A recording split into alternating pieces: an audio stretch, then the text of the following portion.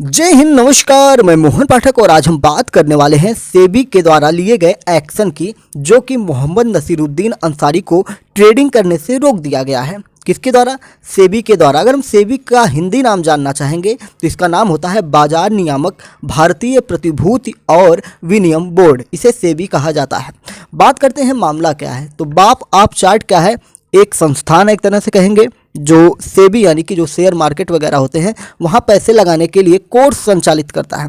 Course संचालित करता है तो उसके पीछे की कहानी क्या है? जब कोर्स संचालित करता है तो एक तरह से एजुकेशन चैनल है, तो उसको क्यों रोका गया है सेबी के द्वारा? तो आइए पूरे डिटेल में जानते हैं।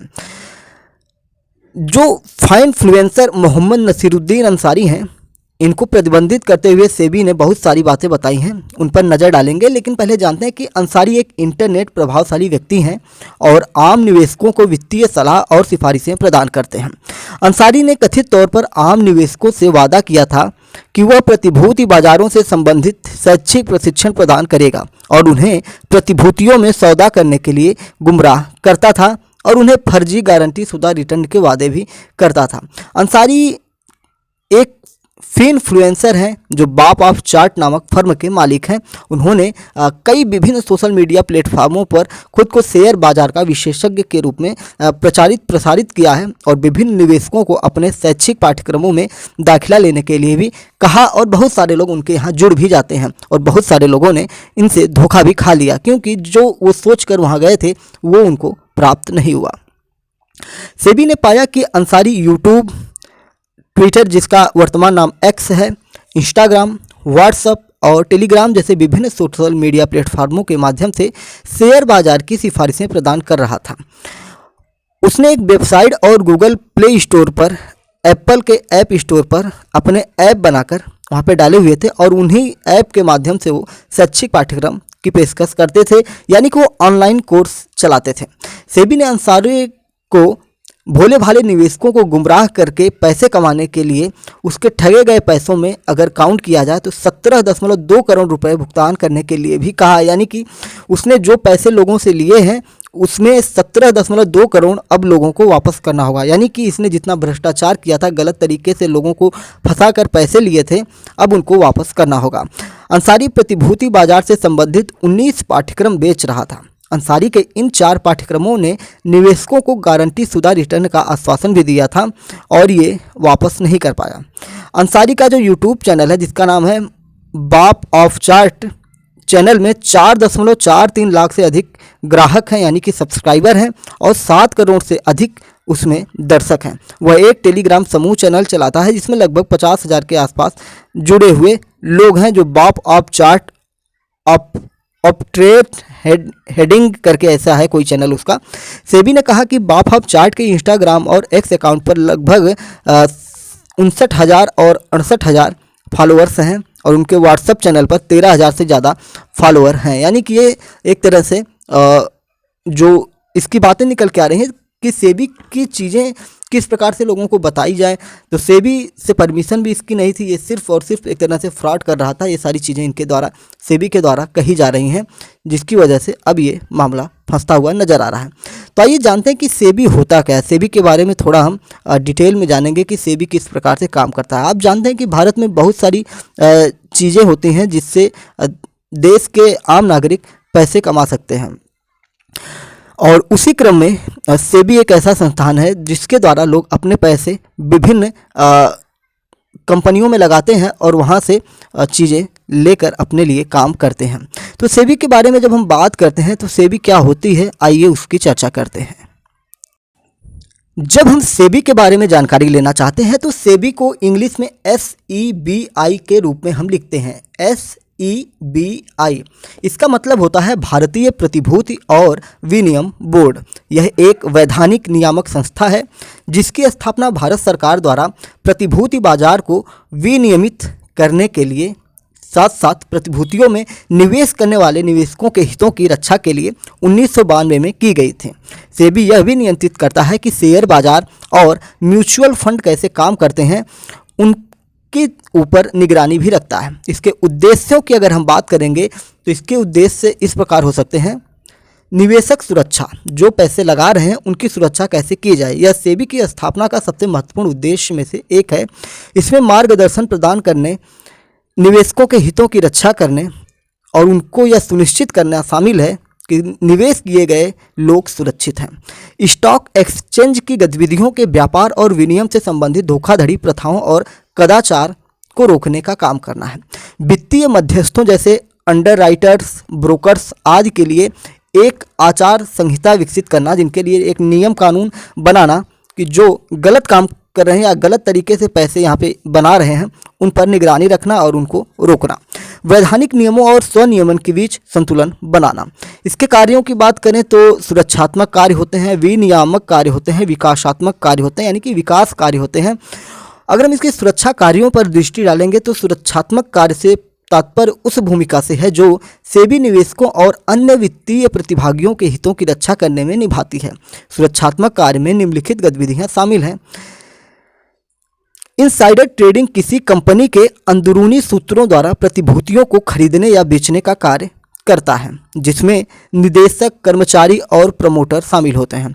इस तरह के कारोबार को रोकने के लिए सेबी ने कंपनियों को सेकेंडरी मार्केट से अपने शेयर खरीदने पर रोक लगा दी है। मूल्य हेराफेरी की जांच करने के लिए जो होता है उसकी अगर हम बात करें तो मूल्य हेराफेरी शेयरों के बाजार मूल्य को बढ़ाकर या घटाकर प्रतिभूतियों की कीमत में अप्राकृतिक उतार चढ़ाव पैदा करने का कार्य करता है, जिससे निवेशकों को अप्रत्याशित नुकसान होता है, घाटा होता है। और इस तरह की गड़बड़ियों को रोकने के लिए सेबी कड़ी निगरानी रखता है। निष्पक्ष व्यवहार को बढ़ावा देना। सेबी निष्पक्ष व्यवहार को इस प्रकार बढ़ावा देती है, प्रतिभूतियों के व्यापार से संबंधित धोखाधड़ियों को गतिविधियों को प्रतिबंधित करने की दिशा में काम करती है। सेबी निवेशकों को ऑनलाइन और ऑफलाइन सत्र आयोजित करके शिक्षित करता है, जो बाजार अंतर्दृष्टि और धन प्रबंधन से संबंधित जानकारी प्रदान करता है। और इसी चक्कर में बाप ऑफ चार्ट का मालिक पकड़ा गया है, यानी कि उस पर फाइन लगी है कि जब ये काम सेबी का है तो इसने इनलीगल तरीके से काम किया है और इसके कहने पर जिन लोगों ने पैसे लगाए हैं उनके पैसे डूबे भी हैं और इसीलिए इस पर यह कार्रवाई की जा रही है। नियामक कार्यों में कॉर्पोरेट्स के साथ साथ वित्तीय मध्यस्थों के लिए नियमों और विनियमों की स्थापना शामिल है, जो बाजार के कुशल प्रबंधन में मदद करते हैं। सेबी ने नियमों और विनियमों को परिभाषित किया है और दिशा निर्देश और आचार संहिता बनाई है, जिसका पालन कॉर्पोरेट्स के साथ साथ वित्तीय मध्यस्थों को भी करना चाहिए। किसी कंपनी के अधिग्रहण की प्रक्रिया को विनियमित करना, स्टॉक एक्सचेंजों की पूछताछ और ऑडिट करना, स्टॉक दलालों, व्यापारी दलालों के कामकाज को नियंत्रित करना है। विकासात्मक कार्य से तात्पर्य निवेशकों को व्यापार और बाजार कार्य का ज्ञान प्रदान करने के लिए सेबी द्वारा उठाए गए कदमों से है। निम्नलिखित गतिविधियों को विकासात्मक कार्य के भाग के रूप में शामिल किया गया है। बिचौलियों का प्रशिक्षण, जो सुरक्षा बाजार का हिस्सा है। पंजीकृत ब्रोकरों की सहायता से इलेक्ट्रॉनिक माध्यमों से या इंटरनेट के माध्यम से व्यापार की शुरुआत करना है। निर्गम की लागत को कम करने के लिए हामीदारी को एक वैकल्पिक प्रणाली बनाकर विकास कार्य को आगे बढ़ाना है। इसके उद्देश्यों पर जब हम नज़र डालते हैं तो इसकी स्थापना का उद्देश्य एक ऐसा वातावरण प्रदान करना है जो संसाधनों के संग्रहण और आवंटन का मार्ग प्रशस्त करते हों। यह बढ़ती मांग को पूरा करने के लिए अभ्यास, रूपरेखा और बुनियादी ढांचा प्रदान करता है। जारीकर्ताओं के लिए सेबी एक बाजार प्रदान करता है जिसका उपयोग धन जुटाने के लिए किया जाता है। जो इसमें निवेशक होते हैं, इनकी जब हम बात करते हैं, देखिए इसमें 3 लोग होते हैं। जारीकर्ता होता है, निवेशक होता है और मध्यस्थ होता है। तो जारीकर्ता तो हमने जान लिया कि जारीकर्ता के लिए सेबी एक बाजार प्रदान करता है, जो इसमें आकर धन इकट्ठा करते हैं, पैसा कमाने का काम करते हैं, पैसा लगाने का काम करते हैं। निवेशक जो होता है, यानी कि जारीकर्ता क्या है, एक बाजार बन जाता है। और निवेशक जो होता है इसमें नियमित आधार पर रखी जाने वाली सटीक जानकारी की सुरक्षा और आपूर्ति प्रदान करता है, पैसे लगाता है। मध्यस्थ की बात करेंगे, यह उचित बुनियादी ढांचे की व्यवस्था करके मध्यस्थों के लिए एक प्रतिस्पर्धी बाजार प्रदान करता है। तो इस प्रकार से सेबी तीनों को जोड़े रखती है और इसी में जो फ्रॉड होते हैं उनको रोकने का काम करती है। और इसमें किस प्रकार से निवेश करें, जारीकर्ता किस प्रकार से काम करें, जो मध्यस्थ हैं वो किस प्रकार से लोगों को यहाँ सुरक्षित व्यवस्था उपलब्ध करवाएं, इसकी व्यवस्था सेबी की होती है। सेबी की अगर हम संरचना की बात करेंगे, वो किस प्रकार से बना है, उसके सदस्यों की बात करेंगे, तो सेबी के बोर्ड में जो सेबी बोर्ड है इसमें 9 सदस्य शामिल हैं। इनमें एक बोर्ड का अध्यक्ष होता है जो भारत की केंद्र सरकार द्वारा नियुक्त किया जाता है, और दूसरा एक बोर्ड सदस्य जिसे सेंट्रल बैंक यानी आरबीआई द्वारा नियुक्त किया जाता है, और तीसरा 2 बोर्ड सदस्य जो केंद्रीय वित्त मंत्रालय से होते हैं, और चौथा 5 बोर्ड सदस्य जो भारत की केंद्र सरकार द्वारा चुने जाते हैं। इससे सेबी का विषय समाप्त होता है और उद्देश्य, कार्य और संरचना जो वाणिज्य छात्रों के लिए बहुत महत्वपूर्ण है, और साथ ही साथ यूपीएससी या सिविल सर्विस में करंट अफेयर्स की दृष्टि से भी ये महत्वपूर्ण हो जाता है। आपसे ये पूछा जा सकता है कि सेबी बोर्ड में कितने सदस्य शामिल हैं, कितने अध्यक्ष हैं, या बोर्ड में भारत की केंद्र सरकार द्वारा चुने जाने वाले कितने सदस्य हैं, केंद्रीय वित्त मंत्रालय से कितने सदस्य हैं। तो हमने बताया, एक बार फिर से ब्रीफ करते हैं कि बोर्ड का एक अध्यक्ष होता है जो भारत की केंद्र सरकार द्वारा नियुक्त किया जाता है। एक बोर्ड सदस्य जिसे सेंट्रल बैंक यानी कि आरबीआई द्वारा नियुक्त किया जाता है, 2 लोग हो गए। 2 बोर्ड सदस्य जो केंद्रीय वित्त मंत्रालय से संबंधित होते हैं, जो हमारा वित्त मंत्रालय है उससे 2 होते हैं, तो ये हो गए मिला के 4। और 5 जो बोर्ड सदस्य होते हैं तो ये भारत की केंद्र सरकार द्वारा चुने जाते हैं, तो ये 4 और 5 मिला के 9 सदस्य हो जाते हैं। इस प्रकार से हमने सारी चीज़ें इसमें डिटेल में जान ली कि सेबी क्या होती है, और बाप आप चार्ट का मामला क्या था, और कितने करोड़ का इनके ऊपर जुर्माना नहीं कहेंगे, लोगों को पैसे वापस करने की बात की गई है। एक तरह से कहा जाए तो बाप आप चार्ट अब जितने भी गलत काम करके पैसे कमाया था उसकी बर्बादी के दिन आ गए हैं। तो चलिए फिर मिलते हैं एक दूसरी बड़ी खबर के लिए, क्योंकि आज खबर जो है काफ़ी ज़्यादा है, काम बहुत ज़्यादा है, तो लगातार आपको वीडियो आज प्राप्त होते रहेंगे। जय हिंद, नमस्कार, भारत माता की जय।